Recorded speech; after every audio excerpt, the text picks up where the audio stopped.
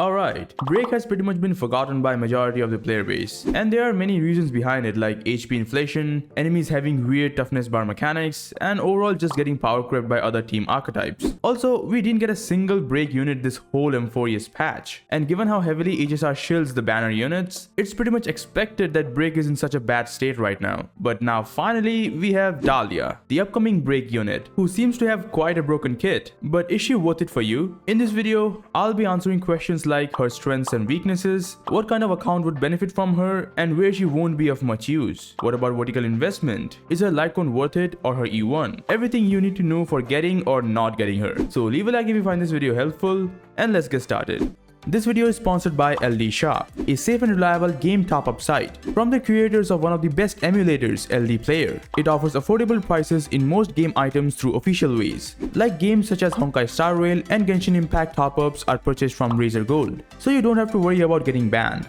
Something I can testify for myself, as I have been using it for my monthly supply passes. It also does not require any of your account information, just the user ID and server. You just hop into LD Shop, select your preferred game, select the pack, then type your UID and server, and then just click on top up, select your preferred payment option, and that's basically it. Within a moment, you get your jades. It's a fast and easy process with tons of positive reviews. And also, if you are someone who regularly spends on the game, there's a VIP system that rewards you with a free express supply pass if you spend over $80 a month. Also, if you use my link, you'll be getting free coupons for even more discounts. I know you'll be spending for your favorite character, so why not do yourself a favor and save some money? Just click on the link in the description or in the pinned comment and check out LD Shop.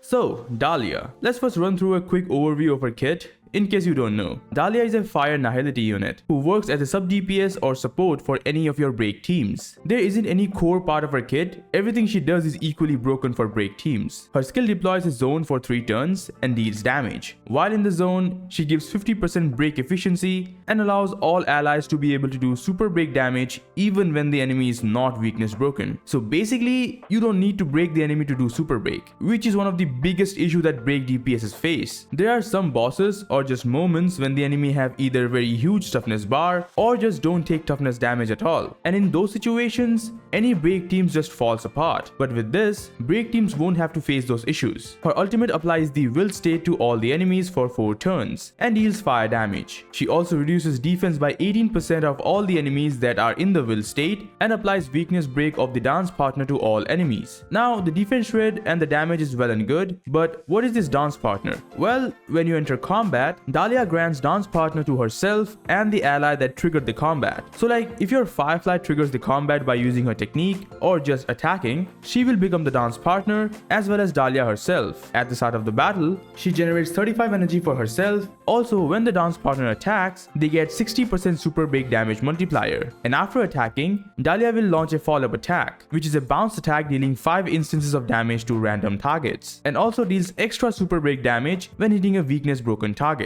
And this follow-up attack can be triggered once per turn. Her technique is nothing special, but it does activate the zone from Dahlia's skill when entering combat, which is pretty awesome. As for her passives, the first one gives extra break effect to all allies based on her own break effect for 3 turns if she receives healing or shields, which is a weird requirement because break teams are mostly made towards being sustainless. The second passive generates 1 skill point for every 2 follow-up attacks from Dahlia. This makes her like 2 to 3 skill point positive with a skill basic rotation. And lastly, we have the third passive, which increases speed of an ally that implants a weakness to the enemy. And if said ally is a fire character, then they will deal a fixed amount of extra fire toughness damage and will regenerate 10% of their max energy. This passive is very much Firefly coded. Like, she's a fire unit, can implant her own weakness, and has a huge max energy cap, and kinda struggles with energy issues sometimes. This one passive alone gives Firefly a pretty massive upgrade, and that's all there is to it for a kit.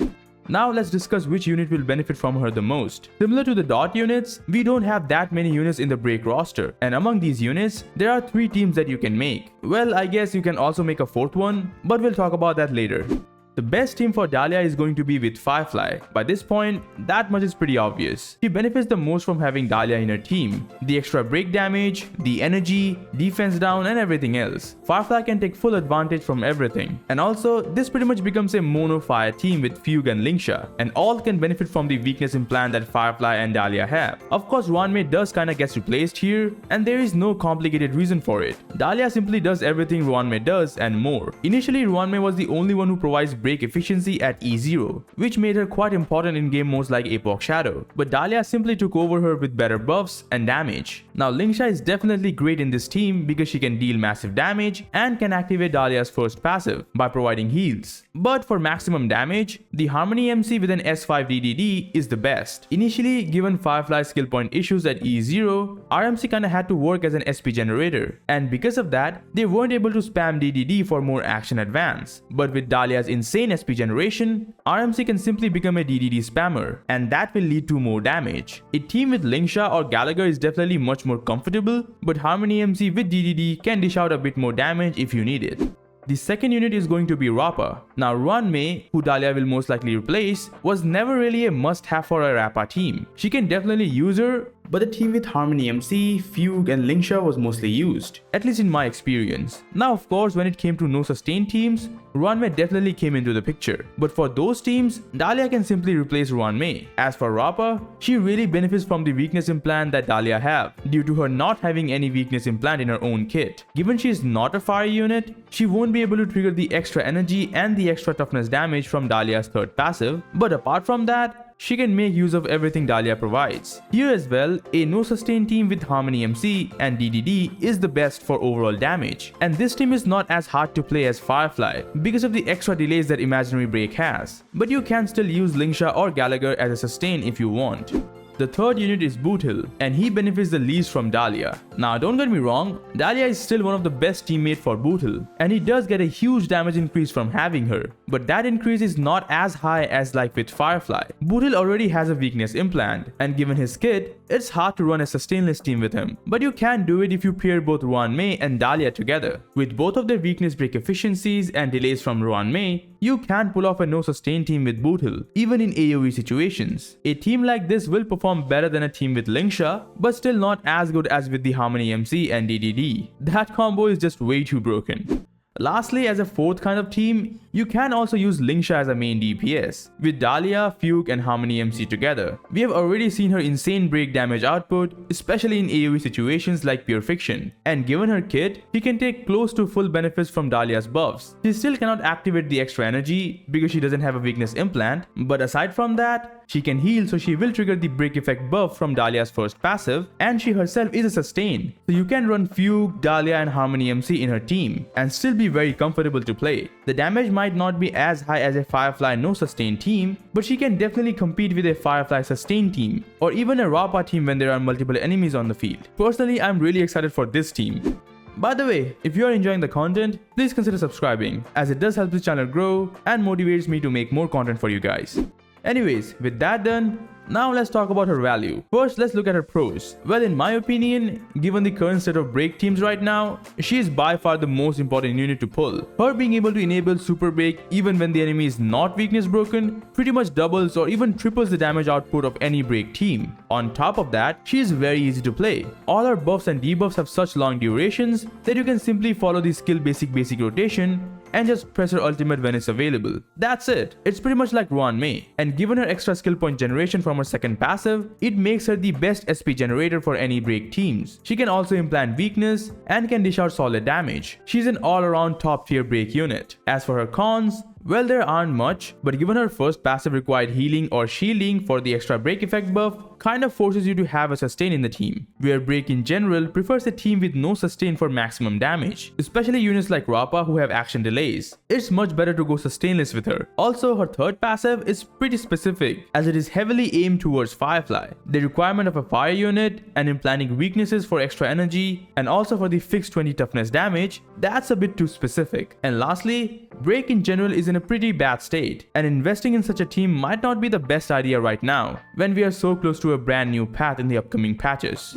So who should pull for Dahlia? Well, if you already have a fully built break team, with any of the 3 main break DPS units, especially Firefly or Rappa, and you want to make them better for the current and the upcoming meta, only then you should pull for Dahlia. And there's a big emphasis on the word want. Even though she is by far the most broken unit among the break roster and a must-have for any break team, you have to want to play break teams in the first place to pull for Dahlia. Like for an example, I have an E1 S1 Firefly, E0 Fugue, and E0 Lingsha. I have a complete break team to make Dahlia work, but I'm not sure if I want to play break now. I am more interested in the new path that we will get in the upcoming patches. Her value is very similar to High Ceilings. For a dot team, she is by far the most important unit for that team to be able to compete in the current meta, and I did had a full dot roster to make her work. But back then, my entire focus was on completing my Remembrance team, so I didn't pull for her. We got some enemies who are heavily shielded towards dot teams, like the Stingray enemy or whatever their name is, but it was never impossible to clear those challenges with other team archetypes. Similarly for Dahlia,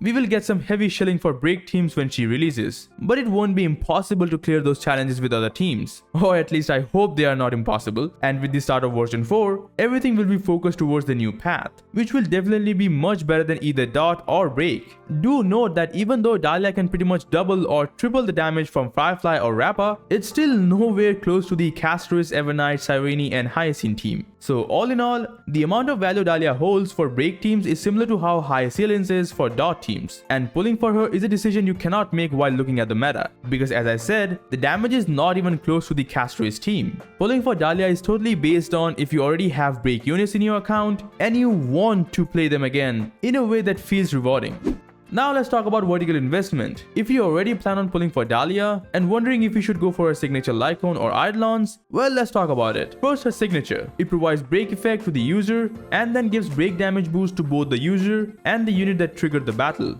Basically just like how her talent works with the dance partner. Aside from that, when the user inflicts weakness to the enemy, it generates 1 skill point, and this can happen once every ultimate, so even more skill points. It's an overall great Lycone. For her Eidolons, her E1 gives everyone the 60% super break multiplier from a talent, and the dance partner gets 40% extra super break multiplier. This is basically as much as Fugue gives to the whole team, and when the dance partner attacks, they deal 1 extra instance of fixed toughness damage equal to 25% of the enemy's max toughness, and this can happen once per enemy phase, basically when the enemy changes form or just a new wave of enemies come out. For this extra instance of toughness damage, which is for every enemy present, so like if there are 5 enemies on the field, all 5 of them will get 1 instance of toughness damage, which will be 25% of their respective max toughness. Now this may look really insane, and it may be in Epoch Shadow, like instantly deleting 25% toughness of the Epoch Shadow boss. But what about other modes, like MOC or Pure Fiction? A single instance of 25% toughness is not that much when you really think about it, especially since it's a fixed amount, it doesn't get affected by break efficiency, and Dahlia already does 20 fixed toughness damage from her third passive. This overall can make it so that you can break the enemy slightly faster,